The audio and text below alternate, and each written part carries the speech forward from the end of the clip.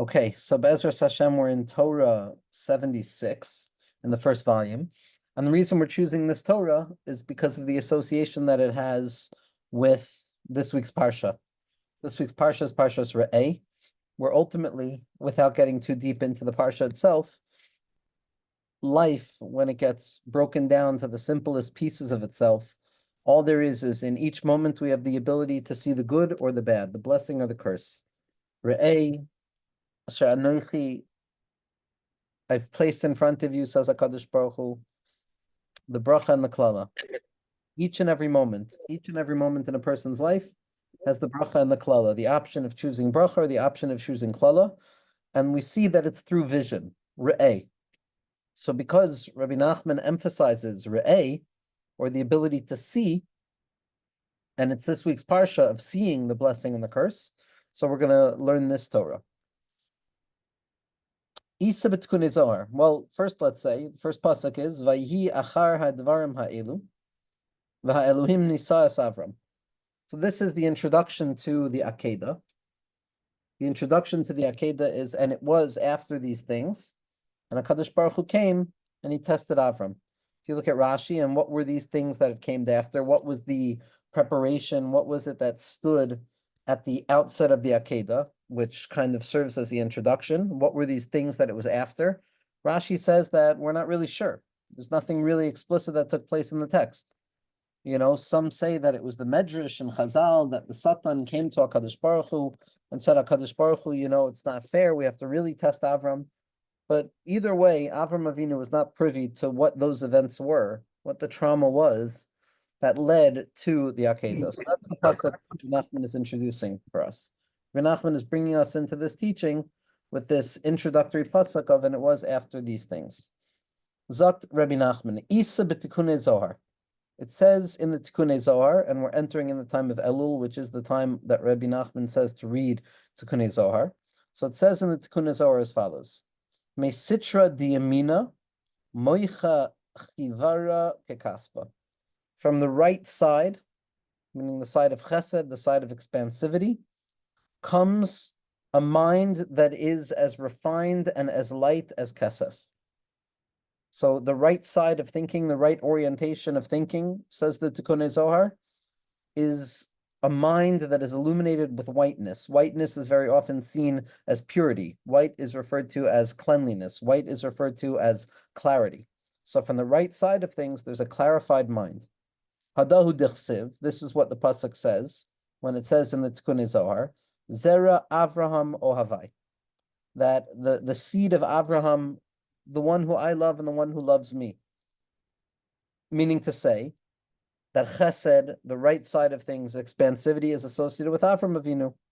Avram Avinu, who represents love and kindness, as opposed to Yitzchak, that represents severity. And so this expansive mindset of a clarity of the mind is associated with the loving kindness of Avram Avinu. So that's the Tikunei Zohar that Rabbi Nachman opens up with. Tikunei Zohar says every day there's a light of the mind. There's a light of the mind that is clarified, that a person can connect to through the secret of Avraham.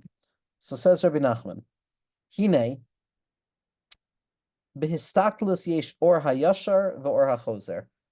In the process of looking, in the sense of vision, so there's always a two-step process that's taking place.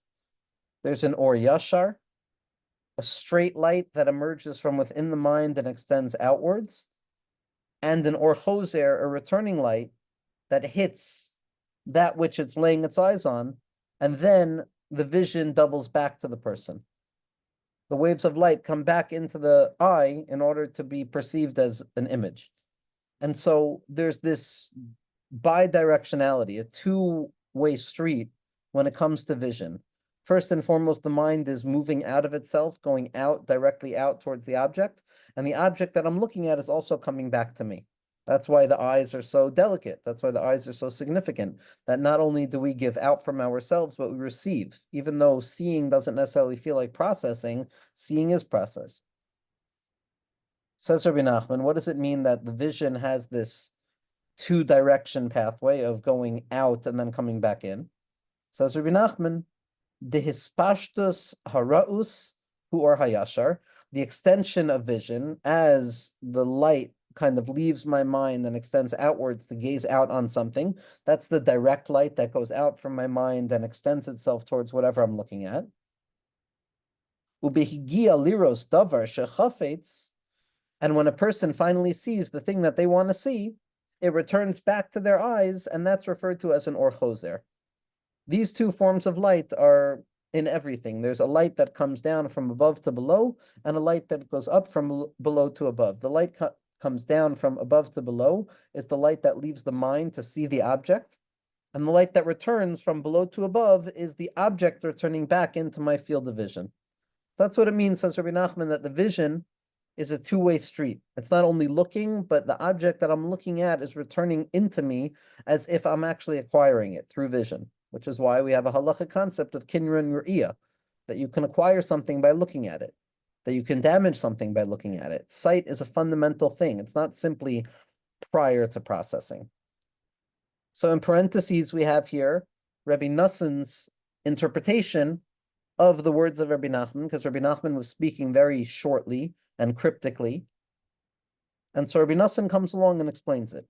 So what is this doubled nature of vision that is moving out from my head outwards and then returning from the world back into me? Ki ikar koach saros, the main strength of vision, machmas shekoach haraus holech umispashet umake bedavar hanira. The way that vision works is that the light of vision leaves the person's mind through their eyes and extends outwards, and it extends until it hits the thing that it's looking at, the choser b'koach haraus, and it bounces back like a mirror, bounces back to my line of vision, umachmas ha'aka, and as a result of this collision of my vision hitting the thing that I am actually looking at, le'enayim, it returns back to my eyes, v'nitztayer hadavar be'enayim, and the image is formed in my eyes.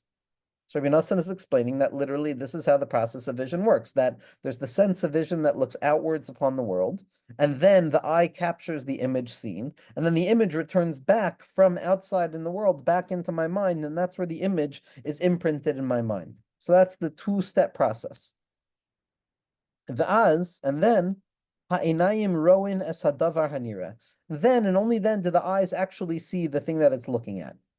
Prior to the fact that I've actually looked at it, it's in my field of vision, but I haven't really seen it. It exists, my eyes may cross over it, but I haven't truly expressed myself in the way of looking, because looking, or any sense really, is only a sense if I'm focusing it. If I'm just leaving it open, as if whatever crosses the threshold of my sensual field, my eyes, my hearing, my smell, my taste, without choosing, so then it's not really experiencing anything because it's just a full-on experience. Klal Yisrael experienced that by Har Sinai, where it's Roin es Hakolos, where they were able to see the sounds, because they accessed that place that was beyond sense. But when we're dealing with a particular sense, especially vision, I need to look at something specifically in order to be said to be actually utilizing my strength of vision. And I have to close my eyes off to whatever it is that I don't want to be looking at also in order to close my mind off from vision. And we see from here the importance of vision. That when I'm looking at something, I'm not just looking at something from the inside out, but the outside is also invading back into my mind. And the things that I've seen and the things that I've looked at will continue to have an imprint on me, for good or for bad. And then the eye sees, Kimavur Hetiv, and Rabbi Nachman explained this already in Torah Yud Gimel. Nimtza, it turns out, Sheyesh b'koach haraus b'chinas or hayashar v'or hachozer.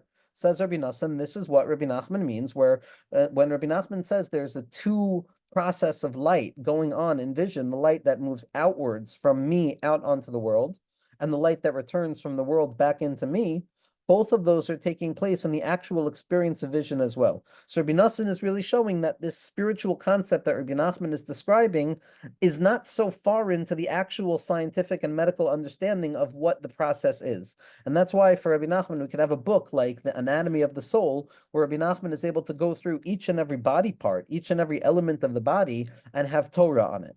That's part of the Chiddush of Rabbi Nachman, that the body is also the place where we serve Hashem. Because the process of the light that ascends out of my eyes towards the thing that I'm looking at, zehu b'chinas ar yashar. This is when the light extends itself in its normal pattern. It moves from the mind of the individual out towards the world.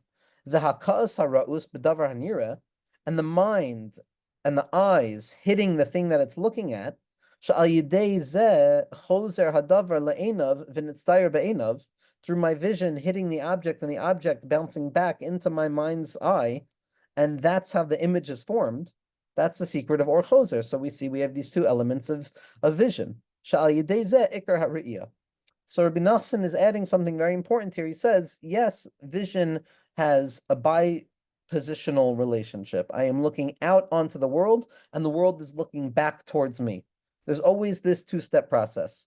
But what Rabbi Nachman is adding here is that the real kind of hammer hit on the act of vision is not when my eyes look out onto the world, but rather when my eyes hit the object, and it bounces back into my mind. That's the true expression of vision. That's where I'm really seeing something. Because on the first stage, I haven't seen it yet. The image hasn't been formed in my mind. That's referred to as habata. That's referred to as a glance. That's not a gaze. A gaze is where I look at something and it comes back into my mind so that it's formed in my mind.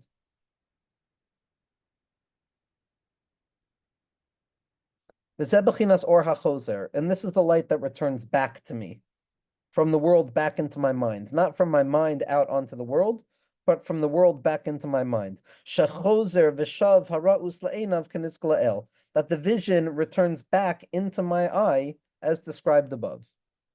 V'Hashem Yisbarach, Baruch Hu, and HaKadosh Baruch Hu, blessed is He, af she'eno nitfas b'shum mida, even though, as we already explained at length, we can't grasp HaKadosh Baruch Hu with any definition. There's no image to be seen of Hashem. There's no measurement of Hashem.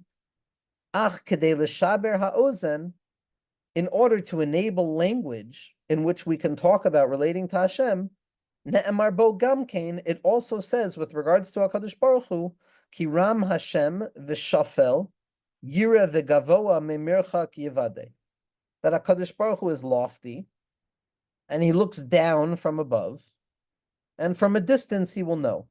So Rabbi Nachman is now taking the next step. We explained, let's just go back to the beginning to make sure we're holding cup in the teaching, so that we started off with the pasuk Vahi acharei hadvarim ha'ela.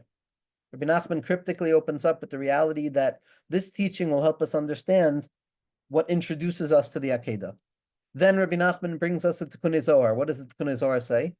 That there's a right-mindedness and expansivity of mind associated with ahava and expansivity, which is referred to as chavira kekaspa, as refined as silver, as beautiful as silver. And so there's the notion of the preparation for the Akedah, and then Rabbi Nachman says that there's a way of accessing a mindset that is fundamentally connected to light and connection. And then Rabbi Nachman enters into the discussion about vision. And the discussion about vision tells us that vision is a mixed bag, that it's not a singular thing, but rather it's a two-step process. One is that the light leaves me and extends outwards, which is the nature of something extending forward. And then it returns back to me once it hits its limit and bounces back. And that's where real vision is formed. And that's the secret of Or Yashar and Or Choser. And now Rabbi Nachman is taking it to the next level of saying, okay, now once we can understand vision for the human being, we also know that the Torah discusses the nature of human sense as being applied to HaKadosh Baruch Hu also. Obviously, it doesn't mean Hashem has these things, but in order for us to better understand Hashem, we enable ourselves to use the metaphors from the human experience to try and grapple with notions of Hashem. So Rabbi Nachman now applies how there's going to be this notion of vision associated with Hashem as well, and that is hinted to in this pasuk, that Hashem is lofty, Ram Hashem v'shafel yira, he'll look downwards, v'gavoa mimerchak yivadeh, and he'll know from a distance. So Rabbi Nachman opens up the pasuk. He says, yira, what does it mean that Hashem is going to see?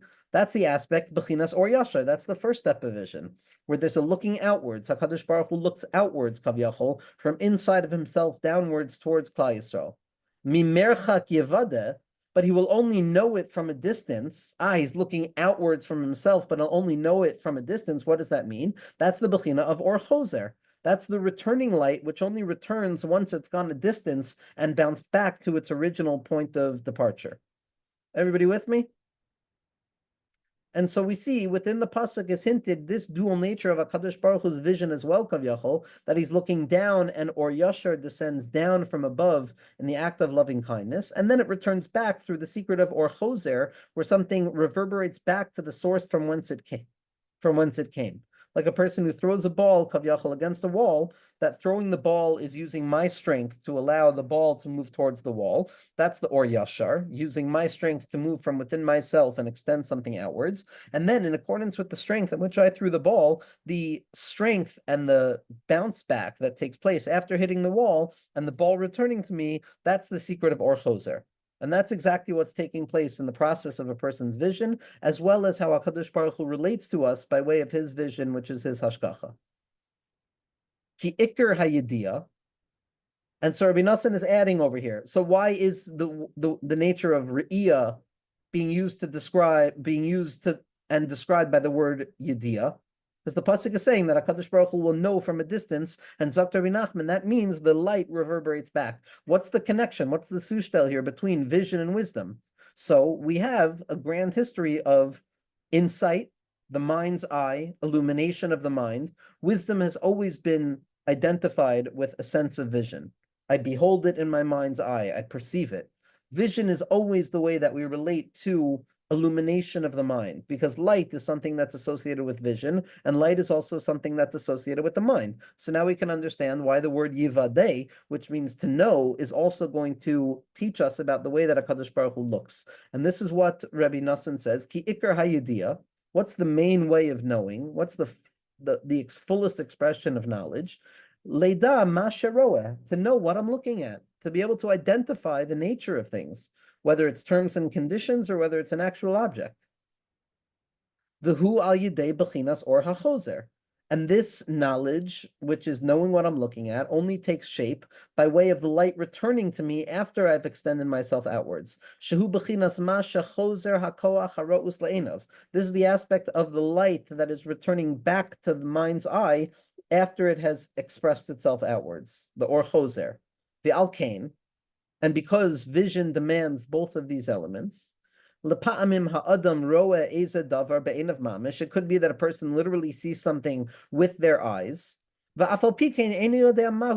doesn't know what he's looking at because the Or Choser hasn't taken place yet. Kigon, what's an example of this? When a person has an image placed in front of them very quickly. I mean, it's amazing. I don't know what he's referring to here, but this is what's done in early forms of psychological testing, etc. That an image is placed very quickly in front of a person's eyes. But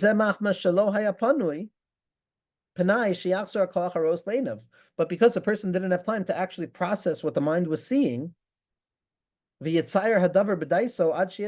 didn't have time to process the image to really know what he was looking at. This happens in trauma as well.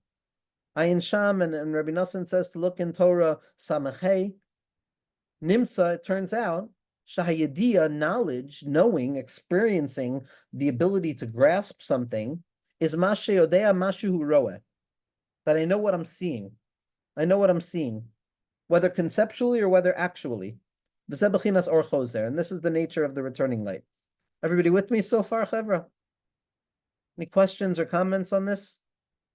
We're going on, this is mamish, the Pashut Pshat of the Torah. This is the Osios themselves.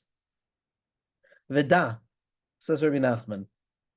And again, Rabbi Nachman is adding a layer here.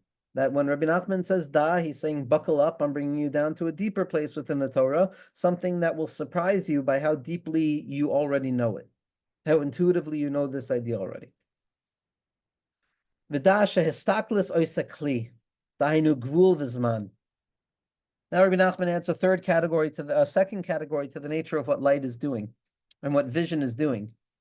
That the process of vision, of seeing something, is allowing something to enter into my field of vision.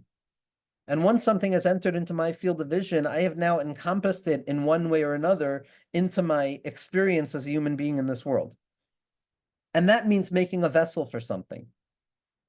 Without making a vessel, without containing ourselves, without being prepared to experience something and to hold on to that experience, there's no experience. Life is just happening to us. It's as if we're passive observers of life and life is just happening to me. It's only when I choose to pay attention and to look deeply that I create a vessel that I have now chosen to orient myself in a particular way so that I can receive the light of HaKadosh Baruch Hu that's coming down. The light of HaKadosh Baruch Hu is always coming down. But the only way that I will actually experience it is if I make a kli, if I prepare a vessel that can receive it. And Rabbi Nachman is saying that vision is the preparation of a vessel. That when I choose to pay attention and look outwards onto the world and actually look, to be patient enough and look at something, a person, an idea, a letter, whatever it is, and not just glance at it, but wait for the light to return back. By waiting and looking, I have prepared myself as a vessel that is now capable of receiving the illumination of that particular moment.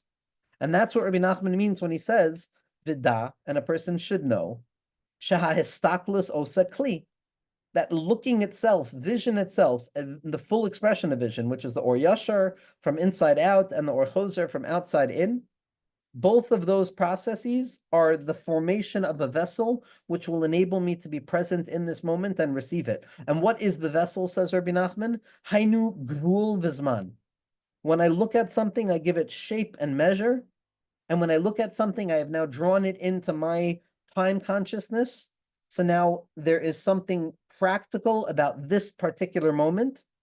And once there is something practical, which is a gvul, about this particular moment, which is the Zman, I have now created a vessel that is capable of receiving light, because I'm paying attention, because I'm conscious of life right now. Everybody with me on that, Nakuda? So, Vida, and a person should know, Shahastaplis oisakli, that looking creates a vessel. Hainu gvul v'zman, it draws something down into the limitations of time and space, which is what a vessel is. I can now experience life as opposed to being on autopilot. Kimikodem ra'oso hadavar ublo gvul. Because before I've seen it, it's as if it's unlimited. It's not limited in my mind. Rabbi Nachman is being very strong and powerful about the koach of consciousness right now. That as a theory of consciousness, prior to my conscious processing of the item, it doesn't exist. It's not met. The limitation is only in accordance with my understanding. So prior to me looking or understanding what's going on around me, all of those things are still contained within the infinite light of HaKadosh Baruch Hu. We live in a mixed up, muddled up time where we now know more than we should have ever have known, where the eye can see from one end of the world to the other in social media, etc. So now we're processing all of this information, which doesn't really belong to us. But over here, Rabbi Nachman is saying that only when looking and gazing at something do I make it actually relevant to me, because before I saw that thing, it was as if it was without limitation. But when my eye actually captures that thing and it returns back into my mind, then I create an image for it. Naselo gvul, that thing now has actual definition to it. It actually has a shape and contours that make one thing what it is, that make this thing what it is. So looking and paying attention is what allows something to be minimized and measured so that I can actually give it shape to deal with it. And this is what Chazal mean. This is what Chazal mean when they darshan the pasuk. V'yanche v'yirvecha v'achilecha v'yachilecha esaman. That I will bless you, you will be hungry, and I will give you the blessing of the man. What's the blessing of the man? Ki eino dome misha roa v'ochel. Chazal say that we see from here that there is a fundamental difference between somebody who looks at the thing that they're eating prior to eating it versus someone who can't see the thing that they're eating prior to eating it. And Chazal say from here, mikan shesuma ein lo svia, that a blind person, God forbid, who actually can't see, has a different type of physiological satisfaction because they can't see the food. Kimisha eino roa, someone who doesn't see their food, ein lo gvul, there's no limitation to it. So Rabbi Nachman is bringing a makor from Chazal to prove the point that vision is not simply looking out on something, but that rather vision is a processing, and vision is a mindful process of actually choosing to be active in this moment. And that comes about by making a kli, by allowing my eyes to settle on a particular element of existence and a particular thing that now, because I've seen it, is relevant to me. And if I don't see it, it's not relevant to me. And it's as if it were unlimited, just as a blind person operates within a particular sense of being unlimited, of having an unlimited desire. Umaskana de Gemara, and in the end of the Gemara over there, Mikra, which pasuk is going to be used to prove this point that vision is fundamental in orienting how we function in reality. And again, because vision is so fundamental, we understand why it's so delicate and why it's such a place that can be taken in the wrong direction. The eyes are the ikr. And the maskan of the Gemara there is that tov mare einayim mehalach nefesh. That the vision of the eyes, the eye's ability to grasp reality and process reality through the secret of Or Yasha, that my consciousness decides to move out from my own mind outwards and then to allow reality to come from the outside into my mind, that's a more powerful experience than even the movement of the soul. Because the movement of the soul might not have that capacity of vision, but vision draws something down fundamentally. And Rabbi Nachman is saying something incredible now. He says it's not one or the other, that it's specifically the vision of the eye that gives strength to the soul. That it's only when I see, it's only when I engage in the process of vision that my soul now picks up the ability to function. V'hu hagvul. And this is the secret of limitation. Everybody with me? Questions, comments, clarifications? So after this next Nakuda, we'll just chazer back to go over the Nakudos to get back to where we are right now. Hey, Rabbi, I had something to say. Yeah, please. I was thinking that, Rashi says, oops, sorry, dropped my phone here. Rashi says that Sarah's other name was Yiska. Oh. And it's like, in the sukkah is an idea of not just being in the sukkah, but of a deeper type of looking and understanding, like Sarah's name. Absolutely. Shakol Sachin B'Yafi. Everybody looked at her beauty. Is that the same idea? Absolutely. It's Ruach HaKodesh. It's Ruach HaKodesh.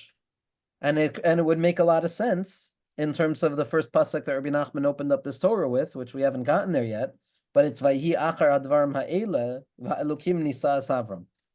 That this whole concept is awakening us to the process of the Akedah. And not only did Avram and Yitzchak see the place from afar, but Sarah also saw. Oh, okay.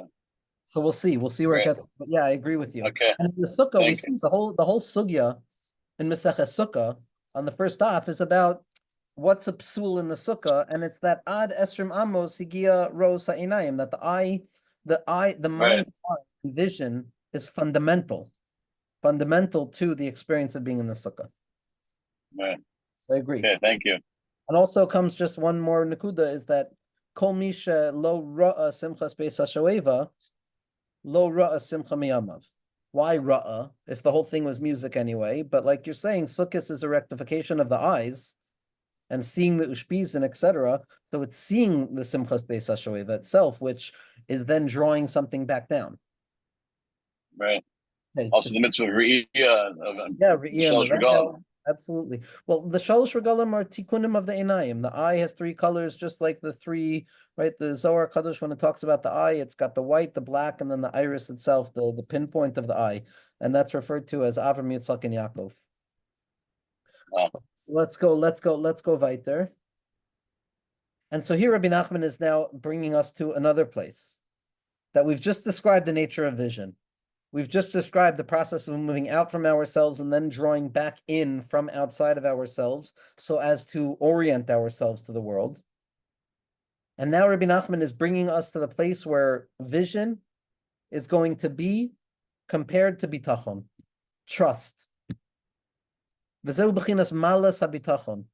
And this secret that we've just described about vision is the ascendant quality of trusting in Hashem. Again, not emuna, but bitachon in HaKadosh Baruch Hu. Emuna is the awareness that Hashem exists. Bitachon is the applied wisdom that in spite of the fact that I don't see how Hashem exists, I trust that He's here in this moment. Emuna is the fact that yes, Olam Haba exists. Bitachon is the ability to live as if I'm in Gan Eden already. This is the greatness of bitachon. Ki ha-bitachon hu bechinas hastaklus. Because what is bitachon other than a way of looking? A way of looking. Bitachon is a way of looking. Shemistakel v'soipe be'einav la'Hashem yisbarach levad u'boteach bo. That bitachon is not looking at anything other than HaKadosh Baruch Hu and yearning directly towards Him for the salvation because I place my trust in Him. Choosing to look only towards HaKadosh Baruch Hu. Einei cholelecha yisaberu. V'atan nosein lechem esachon b'yiso. Bitachon is the element of directing my eyes and the vision of my mind directly to HaKadosh Baruch Hu. B'bchinas, in the aspect of the pasuk, Einei cholelecha yisaberu. Okay. That all eyes are looking up towards you.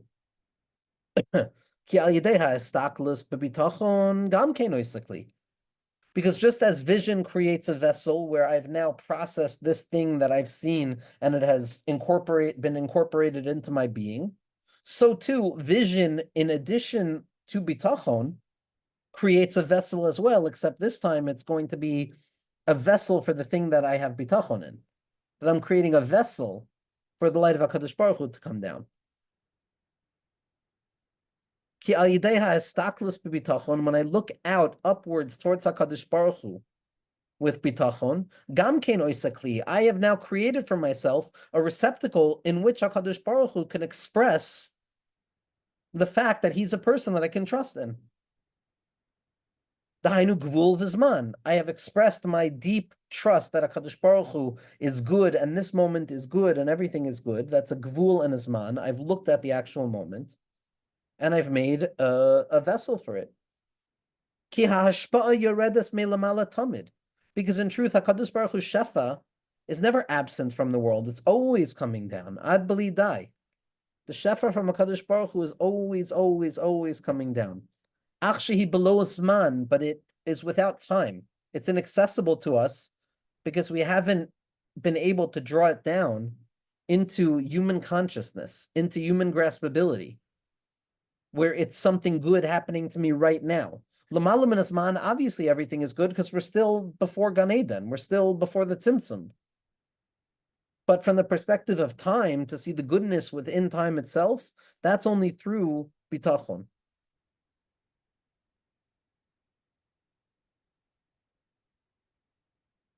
Achshi below zman, ki lepa'amim davar shetzarich lo achshav. Certain times there's something I need right now, and I'm davening for it. Yavo b'shtayim or b'shloishanim. It might come 2 years down the line, 3 years down the line. So that's very limited amount of time in the eyes of HaKadosh Baruch Hu. It's l'mala min hazman. And it's also very short in terms of the actual age of the neshama, because all of us have lived many lives. All of us are ancient. And so the goodness will come. It just might not come in a time or a way that I'm aware of it arriving. That's what happens before I've looked at it, before I've made a kli through bitachon. But when I look out towards the Yeshua or the Shefa and the goodness that I want to uncover right now, what I have done is I have contained and created a vessel within time and space of my present moment awareness, and I've created a vessel through which that thing can now come down even quicker. And again, bitachon doesn't necessarily mean that it's going to be exactly the thing that I want. Bitachon means also the awareness that everything that takes place is through the light of HaKadosh Baruch Hu. Then there's the highest level of bitachon is that if it's happening, it's exactly what I want because it means that's the ratzon of HaKadosh Baruch Hu. But that's the vision. The vision of bitachon allows that thing to come down into my life, that goodness to come down into my life. Shetavo hashefa be'esu b'zman shehu tzarich. That the shefa should come. Hashem, I know the shefa will come, but I want the shefa to come now. I know I'm going to get there. I know we're going to get there, but what are we going to do until we get there? Stephen, did you have a question, brother? Yeah. Sure. Isn't part of bitachon recognizing that that even if it's not coming now, it's going to come eventually? Isn't part of it recognizing that maybe now's not the right time for it? I mean, I want what I want now, but it's not necessarily, maybe the reason I'm not getting it now is because it's not good for me now. Yeah, I think that I agree with you wholeheartedly. And I don't think that when Rabbi Nachman is saying here that bitachon draws down the shefa, it means that we'll get exactly the thing that we feel that we need at this very moment, because that might not be the only pshat in bitachon. What it might mean is that by way of bitachon, I draw down the benefit of bitachon into the situation that I find myself in right now, which is, like you're saying, the ability to realize that, okay, maybe this is not what's best for me right now, et cetera, et cetera. Bitachon is coping. Bitachon is the way that we function in this world with the trust of HaKadosh Baruch Hu. That makes sense, Stephen? Okay. Yeah. Any other questions, Chevra? Okay, so let's go weiter. V'zeh perush pasuk, and this is the explanation of the pasuk. Einei kol elecha yisaberu. All eyes look towards you, and al yedei zeh, because the eyes are looking towards you, nosein lahem es achlam beito. You will provide them with their needs in its time. So we see that it's directly through the vision that draws down the bitachon, which is the ability to draw the shefa and that awareness into our lives right here, right now. Perush, meaning to say, behistaklus be'einav la'Hashem yisbarach, when a person looks with their eyes towards HaKadosh Baruch Hu, tahainu bechinas bitachon, with an aspect of bitachon, bechinas einei kol elecha yisaberu, the aspect of all eyes look upwards towards you, al yedei zeh, specifically through the ability of us to look upwards to HaKadosh Baruch Hu, this is the thing that brings about the shefa itself, that the trusting in HaKadosh Baruch Hu is the very thing that brings out the blessing that I trust is going to arrive. Be'ito daika, specifically in its time, meaning within a gvul of time. Dainu be'esu bisman, at a particular moment and a particular time, in accordance with my understanding of what I need, shehut tzarich. Ki habitachon, because trust, shu bechinas estaklis, which is a way of looking, ose kli v'gvul v'zman. What it does is it creates a space and a zone in which I can draw down that shefa. Everyone good? Okay. V'zeh bechinas ma'alas hiskarvus la tzadikim. This is also, says Rabbi Nachman, this notion of bitachon, this notion of looking, both of which represent a singular mechanism, the ability to give shape and definition to something in reality so that I can actually process it in a real way, to allow consciousness to move outwards towards the world, and not just for it to be a waste of consciousness that is no das, but rather true das and connectivity is where the world returns back into my mind and I sweeten everything within my own mind again, in the Kodesh HaKadoshim. And so this element of bitachon, this element of true vision, is also the element of being close to the tzaddikim. And all of us are close to the tzaddikim. A, because amich kulam tzaddikim, we're all tzaddikim. B is because we're all Moshe Rabbeinu. C, because whether we know it or not, we're connected to the tzaddik hador. D, because we're makusher to the Nachal Levei Makor Chachma, Rabbi Nachman ben Fegas, Chusev Ganalenu, as he is expressed within his sefer itself. So all of us benefit from this secret of malas, his karvus letzadikim. And we're going to see how coming close to the tzadikim and connecting to the tzadikim is the same thing of bitachon, as the same thing as real vision, which is creating a vessel and a receptacle to receive the influx of das in this world. And this is a very, very important nakuda. A very important nakuda. You know, I figured if we're moving away from some of the secondary psychological insights into the Torah, so then what we have to do is find where Rabbi Nachman himself is speaking explicitly about the psychological elements. So listen to what Rabbi Nachman says as follows. This is the benefit of coming close to the tzaddikim. Because there's an element of the thirst of the soul, that the soul yearns for something. The soul is missing something, and as a result of this acute awareness of the fact that it's missing something, there is a thirst that is born. Samalacha nafshi, kamalacha basari. V'loimdim v'oivdim, I'm sorry. Dahainu kamay mishu tzama ma'od, like a person who is incredibly, incredibly thirsty. Sheshoita afilu mayim hara'im. Thirst is wonderful, but the danger of somebody who's too thirsty is that they'll come to drink bitter water as well. They'll come to drink the wrong type of water. Kamokain, so too, gamba avodas habayir yisbarach. So too, there's an element of thirst in avodas Hashem, of yearning towards HaKadosh Baruch Hu, of running after HaKadosh Baruch Hu. Yesh b'nei adam sheim tamid bebechinas tzimaon. There's certain souls which are perpetually in a state of thirst, never satisfied, always yearning for more, always dissatisfied, not necessarily because they don't like what they have, but because they're acutely aware of the fact that what they have is simply not enough for whatever reason. And they serve HaKadosh Baruch Hu every moment, and they put more and more emphasis on intensity and pushing forward. But nevertheless, they're still perpetually in a state of the desert-like experience of tzamalacha nafshi, kamalacha basari, be'eretz sia ve'iraya b'limayim. Because the soul is in a perpetual state of yearning towards HaKadosh Baruch Hu, like we discussed last week. But because the person hasn't made a kli, because the person hasn't actually looked at the world, so then that desire is endless. That desire has no limitation. That desire doesn't exist within time. That desire is simply coming down from above, and in that place, the soul will grow exhausted. It will grow miserable, and it will seek out pleasures that feel more present for itself. Because the soul is perpetually yearning, but it doesn't exist in time. It's not brought down into a schedule. But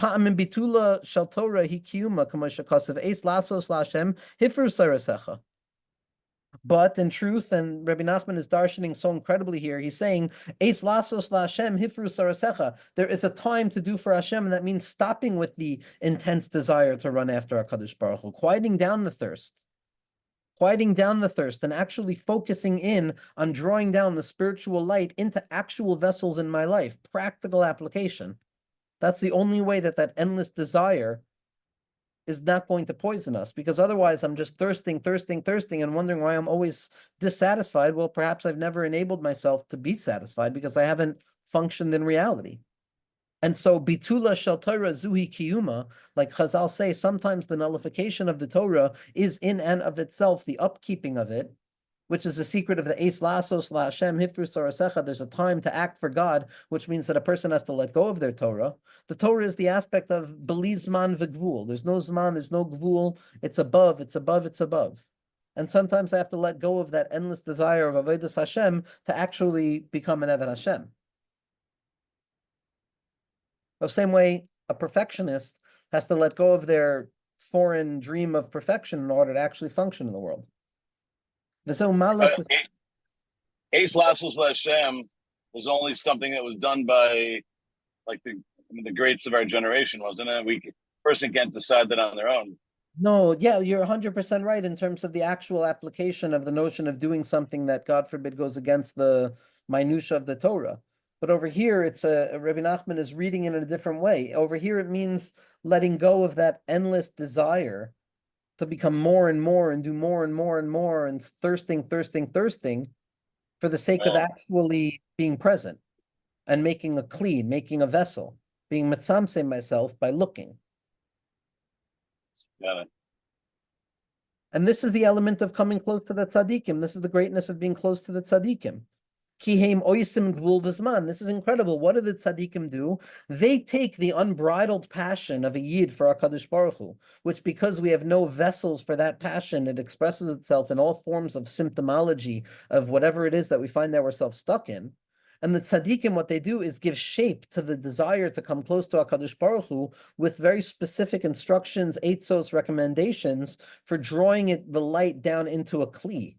The goal is not to live only in light. Living only in light is the shattering of the vessels. The goal and the miracle of being human is drawing the light down into the vessel, which is what takes place through vision, through bitachon, and through connection to tzaddikim. They're the ones who draw that light down into a place of gvul and zman. Lebal yihiyah bebechinas tzimon, in order to ensure that a person not find themselves perpetually in the state of thirsting, in the state of yearning without the possibility of satisfaction. V'zeh perush hapasuk, and this is the explanation of the verse. Tzama nafshi le'eloikim lekel chai. My soul thirsts after HaKadosh Baruch Hu, to the living God. This is the element of tzimaon, of yearning, that we just spoke about. But matai avo, but when is that thirst actually going to bring something about? When will it actually manifest in a real way? V'lo yiyeh b'chinas tzimaon, and no longer be this endless thirst. That's specifically when I look towards the face of HaKadosh Baruch Hu, the era'eh daika, specifically vision, specifically bitachon, specifically drawing something into Gvul Vizman through the Or Yashar and the Or Choser, that's when the Tzimayim goes away. That I should be zoichet to draw the Tzimaon and the Avoida into a place of vision, which is actually applying it on the ground in a gvul of zman, which is a kli that is actually processable. Then and only then is the illumination of godliness contained within the vessels of time and space. And then I can see it, I could drink it. I'm not always going to be in a state of thirst. Yeah, Steve, sorry about the delay, brother. No, it's okay. That's a complex thought that had to be finished. Sure. So it sounds like one way to summarize what we're talking about so far is Rabbeinu saying there's the light's there.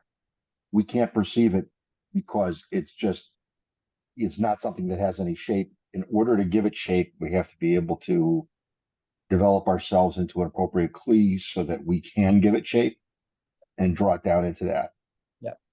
Into that shape so that we can actually be satisfied by the contact with that light. Otherwise, it's not something that we can appreciate and make use of and be sustained by. Yep. I think absolutely. Absolutely. Wonderful summary of the ideas. And again, every single one of these ideas expands it brings us all the way back to Arizal, to Rashbi. But yeah, what Rabbeinu is providing us with is the map of how to apply this into our lives, and it's exactly as you described it. Yeah. So we have a few more minutes. So let's go back to let's try and finish up the Torah, Be'ezras Hashem. I mean, this is the Pashut Pshat of the Torah, and it's also the Omek Sheba Omek. Al Kain. Therefore, in order to be able to accomplish this process of vision, in order to be able to accomplish this mindset of bitachon, in order to live in the light of Hisdavkus L'Tzadikim, B'chol Yom V'Yom Tzarech Hischadshus HaMoichen. Person needs to renew their minds, renew their moichen, renew their consciousness each and every day. Kamosha Kasuv, as the pasuk says, Chadashim lebekarim rabba munasecha, that the newness that emerges each morning, so great is my faith in you. Ukamosha Kasuv hamchadish betuvo, that each and every day is a recreation of history, as if nothing ever existed before. He chidush hamoach, says Rabbi Nosson in the parentheses, because the renewal of the mind, the ability to shift my path of thinking, to get it back on track so I can start again, that I should renew my mind with new insight, with a new way of looking at the world, and not, God forbid, being old, and to live the illumination of my mind extending itself each and every day, growing more aware of the divine presence of all things. This is the secret of vision.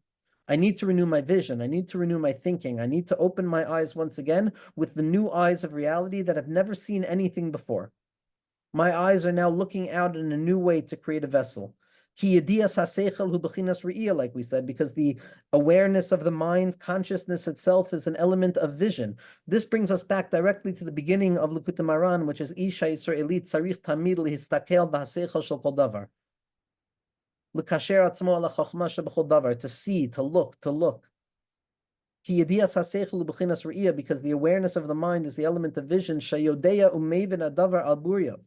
What that means is that to see something means to understand it deeply, clarity. As if the mind's eye is actually seeing it clearly, the Or Yashar and the Or Choser, bringing it into a kli. That their eyes both opened, Perish Rashi, Al Shem HaChochma Ne'emar, the mind's eye, intellect, seeing. Kemuva b'divrei Rabbeinu kama pa'amim. V'koach hara'us yesh shtei bechinos. There's two ways in which the light can express itself. There's two ways in which the light of vision and the formation of vessels to draw down the newness of the mind, the freshness of bitachon, there's two ways this happens. Kimisha koach hara'us shalo yafa, somebody who has a good strength of vision, they can gaze outwards and see something from afar. They can look from a distance. They don't have to be close to the thing in order to see it properly and to draw it down into a vessel. They They don't have to come close to it. The tzaddikim saw min soifa olam at sofa. Adam Arishon saw me soifa olam at sofa. The chozim melablin saw me sofa olam at sofa. Does that mean that they were actually where they were seeing? No. The vision of a tzaddik, the vision of someone's mind's eye, which is open, can connect itself to things that are far more distant than someone whose mind is a little bit more limited in its capacity. Person doesn't have to come close to the idea. But someone who doesn't have a strong sense of vision, that person needs to come very, very close in order to be proximate to the thing that they're looking at. So too in Avodas Hashem. These two ways of looking. There's someone whose spiritual sense is refined. And they don't need the mindful processing. They don't need the preparation. They don't need the orientation of mind or the time needed to be ma'ayin and to have iyun haseichel. They don't need that preparation. And there are others who need to spend a nice amount of time in their minds prior to them opening up their mouths with HaKadosh Baruch Hu. Some speak quickly, some take time to speak. And if a person whose mind and vision is not strong begins to speak before they've arranged within their mind what they want to speak, this is going to be a mindless chatter. There's no connectivity to the words that I'm saying.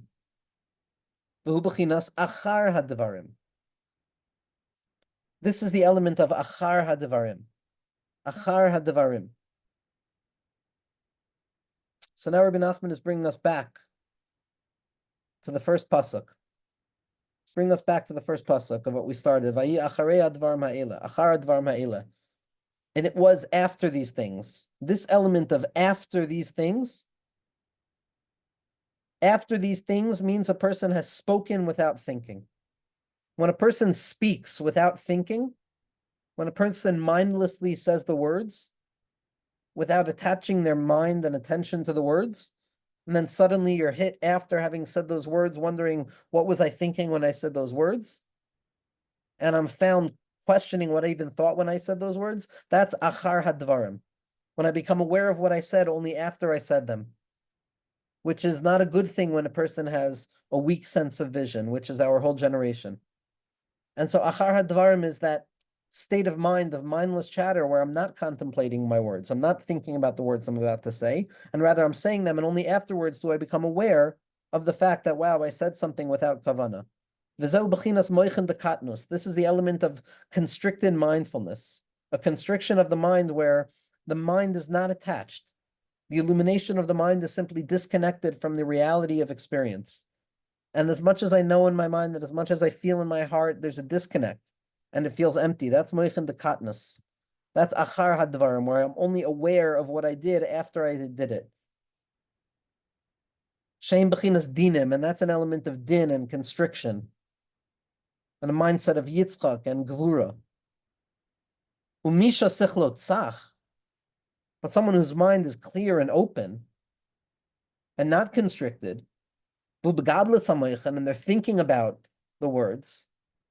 And they're attaching their mind to the words, and they're paying attention to the osios that are making out that word. This is the element of rachamim, of compassion and chesed. There is no greater way to awaken HaKadosh Baruch Hu's rachamim than by having kavana and attaching our minds to the words that we're saying.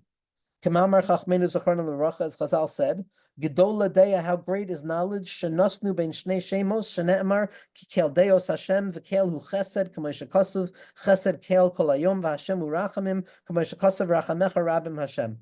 Rabbi Nachman is darshaning the Shemos that surround Das and attention, which are Shemos of Rachamim and Chesed. So we see that when I have Das, which is Moichin de Godless, which is paying attention to the words that I'm about to say prior to actually saying them, that's the element of Hashem expressing himself by way of Chesed and Rachamim.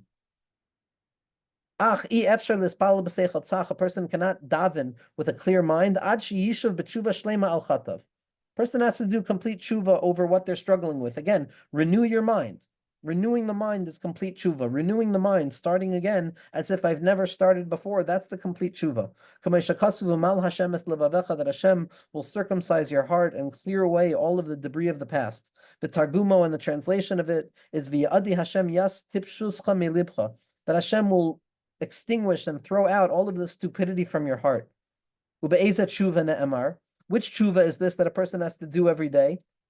Which tshuva is necessary in order to cultivate the eyes and the mindset of paying attention and creating a kli and focusing in on the moment to draw down chesed and rachamim, and not to, God forbid, be stuck in that mindless chatter and that mindlessness of not looking and not ever understanding? The type of tshuva that's necessary is the tshuva me'ahava, a positive judgment of the self that believes in its infinite kochos. Shelo yishayir shum roshem klal. I should let go of all of that smallness that I felt. Kamamar chachmenu zachronim lebracha, as Chazal said, shuvu banim shoivavim erpa meshuvasam. That wayward children return and you will be cured. You will be cured. The kasha. There's a kasha. Shoivavim mashma demeikara below shem roshem. The erpa mashma sheyishayir roshem. So shuvu banim shovavim, when you return, it implies that there's no more trace of holiness. There's no more trace of holiness. But the secret of you will be healed implies that there is a trace of holiness. So there's a kasha. The kasha is there a trace of holiness? Or is there not? So kan me'ava, kan me'ira, ki ava in nisha roishem. I said that nekuda in the wrong way. Chaver, do you have a couple of more minutes for us to finish the Torah? 3 more minutes, so I want to return back on that because I read it the wrong way, and just to get the words proper. A person cannot daven with a clear mind until they perform the act of tshuva. Shlema al chatav. That a person has let go of the heaviness of the past. They've done full and complete tshuva. As the pasuk says, I will circumcise your heart and you will return back to me. And the circumcision of the heart, the true tshuva, is the testimony that HaKadosh Baruch Hu gives that I have removed the stupidity and the foolishness from your heart. And which tshuva are we talking about? We're talking about the secret of tshuva me'ahava. Tshuva me'ahava. Shelo yishayir shum roshem klal. To the degree that no trace of that old sense of self remains, no trace of that blemish remains. As Chazal have told us, shuvu banim shovavim erpa mishuvasam. The kasha, there's a kasha on this. That shovavim mashma demeikara below shem roshem. When it says that you will return, it implies that you will not have any trace of the chait. But the fact that it says you will be cured implies that there will remain a trace of the chait. Meaning, in accordance with how I renew myself is going to be how much of the heaviness from yesterday that I carry with myself. That when it's a tshuva me'ahava, I'm not going to carry any of the trace of yesterday. I've let go of it. I've let go of it. I've done tshuva. I've created myself anew. But when I do it from year and I change because I'm afraid, so I still carry the burden of yesterday because I haven't fully let go of it. So that's what this Maimer Chazal is saying, that there's no stira because kan me'ahava, kan me'ira. When it implies that there's no trace of the past self, that's when the tshuva is done from love. When it implies that there is a trace of the past self, that's when it's done by fear. Because when it's performed by love, so I don't carry the burden of the past. There's no residue of the shame. I have a clarified mind. Guilt, responsibility of Ada. But shame, when is there ever room for shame? There's never room for shame. And Mamela, I have a seichel sach. That's a tshuva me'ahava. V'yachol ispalel b'li iyun. And only then can a person enter into their tefillah without needing to prepare the words beforehand. Because even then, their mind is clear. B'chol yom v'yom yachol is chadish mocho. And each and every day, if we needed proof that this tshuva me'ahava is the renewal of the mind, is the opening of the mind to the chesed and the racham of HaKadosh Baruch Hu, we have Rabbi Nachman saying it right here. What is the tshuva? The tshuva is the ability to renew your mind each and every day. V'zeh perish ha-pasuk. And now what Rabbi Nachman does is he brings us back to the pshat. Vayhi achar hadvarim. And it was after these things. Perish, adam shutamid b'shav. Person who always finds themselves in the same kind of boring, unchanging state, without any renewal. She'enu yachol levo lehischadshas hamoichin. They can't spark their mind to reattach themselves to the things they want to attach themselves to. Shuba katnas hamoichin, that the person finds themselves in a small-mindedness. The bechina of Elokim, the element of Hashem's name that's associated with judgment and harshness. This is the element of achar hadvarim, where I'm only aware of what I said after I said it. Elokim nisa, and HaKadosh Baruch Hu tests Avram. Hainu lenasois laharim es bechinas hamoichin dekatnus. The nisa, Elokim nisa is Elokim is moichin dekatnus. Nisa is to elevate them. So it was after these things that I find myself in a state of moichin dekatnus. Elokim nisa.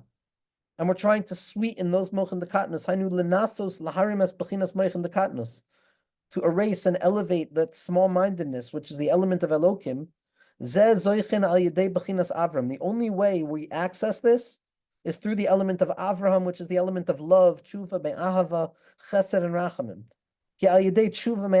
When a person lets go of the past shame and sees themselves anew as a new person right here, right now, that's when we're zoichet hamoichin the godless. Shehem bechinas chasadim v'rachamim. V'zehu va'elokim nisa es Avraham.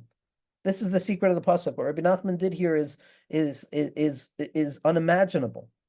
That after a person finds themselves in small-mindedness, they have no capacity to connect their mind. They don't have a kli. They don't have connectivity in this world. So now it's time to try and be mamtik those dinim, to be mamtik the moichin dekatmas and that feeling that I can't do anything, and to come to a place of connectivity. The only way to do that is as Avram, through the secret of Avram, connecting to the secret of tshuva me'ahava, of letting go by way of strength, as opposed to letting go by way of terror and fear. And only then will I be zoichet to moichin the godless, which are moichin of re'iyah, which is looking outwards and drawing back in, which is the secret of a seichel zach. And this comes back to the Tikkunei Zohar that we started with. Mesitra diamina moicha chavira. From the right side, there comes the illuminated mind, that clarified mind. Perish, what does that mean? Mimidas ahava, which is the element of Avram Avinu. Naaseh sichlo tzach kesef. A person will clarify their mind. Hadahu dechsiv. This is what it means. Zera Avram ohavai. The secret of Avram Avinu that has the ability to be mamtik the katnas hamoichin. Ki hamoyach nikra zera Avram ohavai. Because the secret of the Jewish mind is the seed of Avraham, my beloved. That our mind is the expression of Avram Avinu, the midah of Ava. Shumidas Ava. Shemimidas zos ba l'seichel hasach. And it's through this midah that we come to the illumination of the mind. And to draw it just back down into Parshas Re'eh, so we see HaKadosh Baruch Hu says, "Es habracha v'es haklala." Vision always demands both. The bracha is the or yashar; it comes out from my mind directly outwards. The klala, which is or choser, which is just the element of a klala, but not really a klala, is when it comes back from outside of me back into my mind to open me up to das, and that's going to be the secret of the es habracha. The es habracha, or the aleph beis, which comes from the world of Avram Ohavai, and to draw down the aleph beis with love and connectivity to the osios themselves, and to sweeten everything with bitachon be'ezras Hashem.